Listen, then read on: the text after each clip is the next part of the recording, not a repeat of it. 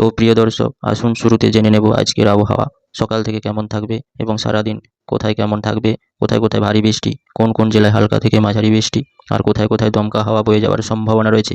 উপরোক্ত চিত্রের মধ্যে আমরা দেখতে পাচ্ছি উত্তর বাংলাদেশের এবং পশ্চিমবঙ্গের উত্তর প্রান্তে আমরা দেখতে পাচ্ছি কিছু জেলায়, যেমন দার্জিলিং, কালিম্পং তুষারপাত হওয়ার জোরালো সতর্কতা বার্তা দিল আবহাওয়া দপ্তর সূত্রে। এবং উত্তর বাংলাদেশের বিভিন্ন জায়গায় রাংপুর, ঠাকুরগাঁও এবং পশ্চিমবঙ্গের বিভিন্ন জেলা যেমন গ্যাংটক, শিলিগুড়ি, আলিপুরদুয়ার এইসব জেলাগুলোতে দেখতে পাচ্ছি কনকনে শীতল বাতাস ক্রমশ প্রবেশ করছে, যার প্রভাবে সকালের দিকে কুয়াশাচ্ছন্ন থাকবে এবং রাতের দিকে কনকনে ঠান্ডা পড়তে শুরু করবে। আগামী কয়েকদিনের মধ্যে আরও জাঁকিয়ে ঠান্ডা পড়ার সম্ভাবনা রয়েছে। উত্তর দিনাজপুর, দক্ষিণ দিনাজপুর, রাংপুর, কালাই, মালদা, মুর্শিদাবাদ এবং রাজশাহী এইসব জেলাগুলোতেও উত্তরে কনকনে শীতল বাতাস ক্রমশ প্রবেশ করছে।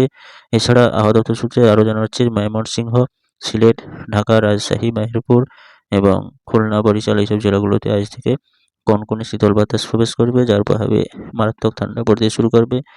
কুমিল্লা, কালাপাড়া, চট্টগ্রাম, মহেশখালী এইসব উপকূলবর্তী জেলাগুলোতেও একই চিত্র, আর কনকনে ঠান্ডা বাতাস প্রবেশ করবে, যার প্রভাবে রাতের দিকে জাঁকিয়ে ভীষণ ঠান্ডা পড়ার সম্ভাবনা রয়েছে। খড়গপুর, কলকাতা, হাওড়া, হুগলি, উত্তর চব্বিশ পরগনা, দক্ষিণ চব্বিশ পরগনা সেম চিত্র, একই রকম আবহাওয়া থাকার সম্ভাবনা রয়েছে।